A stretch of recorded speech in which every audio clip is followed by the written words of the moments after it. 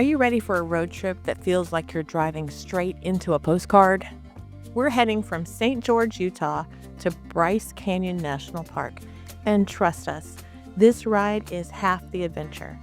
In this video, we'll share everything you need to know to plan your Bryce trip. From entry fees and history to food trucks, bathroom stops, and even a delicious pie trail you didn't know you needed. And stick around to the end because we've got a sneak peek of Zion National Park. We stayed in St. George because we wanted to use our Hyatt points. I would recommend not staying in St. George if you have another option. Maybe some Airbnbs. I did notice some Hilton and Wyndham properties along the way, so those might be a better option for you instead of staying in St. George. It was quite a drive from St. George to Bryce Canyon. It's about a 2-hour and 15-minute drive to Bryce Canyon. The route takes you through charming small towns like Pangawitch and some incredible rock formations even before you get to the park. Thinking of Pangawitch, Utah, you might want to stop there and gas up before continuing on to Bryce. There are pull-offs worth stopping for, especially around Red Canyon. You'll even drive through an arch carved right through the rock. One helpful hint is anytime you see the word overlook on a sign, go ahead and pull over. Trust me, it will be worth it. Bryce Canyon isn't actually a canyon. It's a series of natural amphitheaters carved out by frost wedging and erosion. Named after Ebenezer Bryce, a Mormon settler who once called this land home, it became a national park in 1928. The layout is super simple. There's one main road that runs 18 miles, so there's only one way in and one way out. Through this road, you'll see overlooks, trailheads, and rest stops along the way. Most of the best views are accessible right from your car. So if you have mobility issues or concerns, don't worry. Bryce Canyon is a place you will so enjoy. A lot of the paths are paved, and so you can use a walker or wheelchair. Bryce Canyon is so mobility accessible for everyone. There are plenty of bathrooms at all of the stops, so you won't have any trouble. Some of them do not have soap, so you may have to just use hand sanitizer, but they do have locks on them, and there are several around the park. Going back to what I was saying before, the park is very accessible, even if you're not up for hiking. Many of the overlooks like Sunset Point, Sunrise Point, and Inspiration Point are just steps from the parking lot with paved paths and railings. But if you are up for hiking, there's plenty of hiking to do, so make sure you pack your water. Your first stop should be the Bryce Canyon Welcome Center. They have clean restrooms, helpful rangers, and maps galore. Right nearby, we spotted a food truck at one of the main overlooks. Yep, snacks, sandwiches, and soft drinks. Bathrooms are available at most major viewpoints and trailheads. The park is open 24/7, but the visitor center is usually only open from 8 a.m. to 6 p.m. We visited in May, which is perfect. Cool temperatures, light crowds, and beautiful wildflowers. Bryce Canyon is full of short and long trails that take you into the landscape, not just to the edge of it. The star of the show, the hoodoos. Those weird, towering rock spires formed by centuries of erosion and frost. They're found all over the world, but Bryce has the largest concentration of them. If you only have time for one hike, try out the Navajo Loop. It's a moderate 1.5-mile loop that drops you down through the Wall Street or Two Bridges section and brings you right past Thor's Hammer, one of the most iconic rock formations in the park.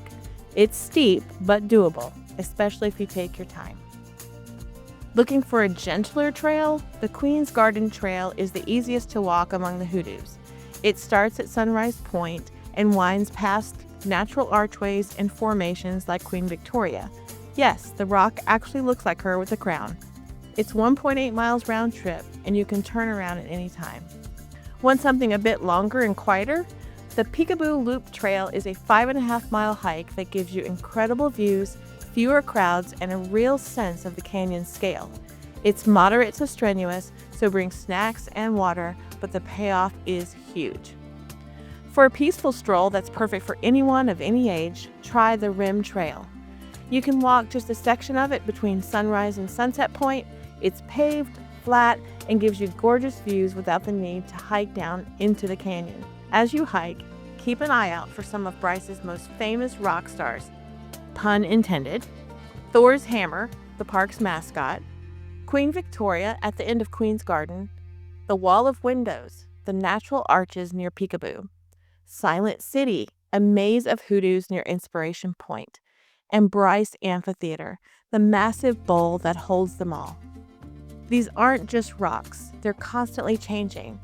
The freeze-thaw cycle breaks them down over time, so no two visits to Bryce are exactly the same.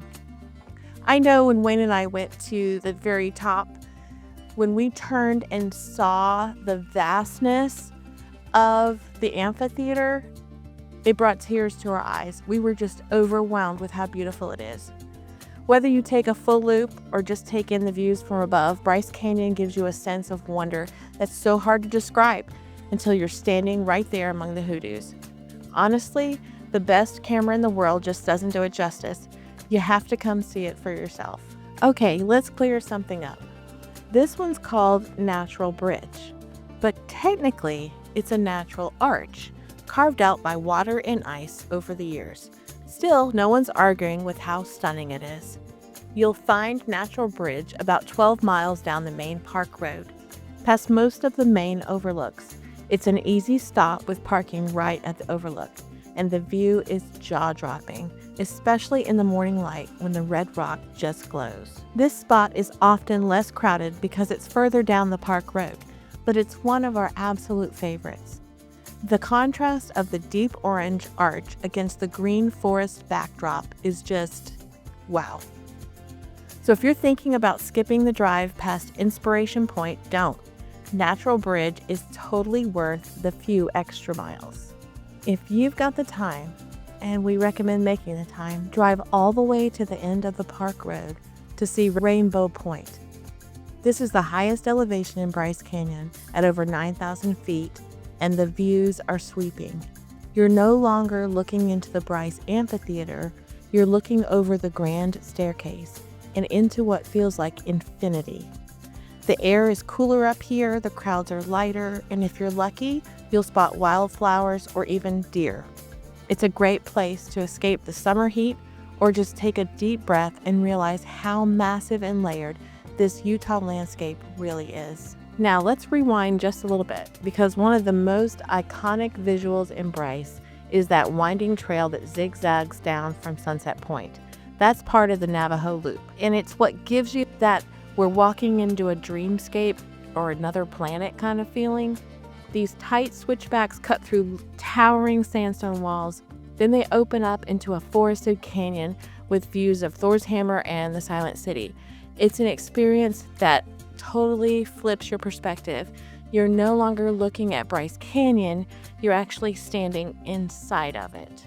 We were able to do Bryce Canyon in one day. If you are planning on doing multiple hikes, you may need multiple days. But if you're just going there to do the overlooks and drive around and may do some of the shorter hikes, one day is plenty. Before or after the visit, we did it after. Don't miss the Bryce Canyon Pie Trail. Local diners and bakeries around Pangawitch and Tropic serve up everything from classic apple to s'mores pie. We tried cherry and apple and it blew my mind. Usually you have to have ice cream with pie to push the pie crust down. That is not the case here. Even though we did get it with ice cream and whipped cream, we totally didn't need it. I could have eaten the crust by itself.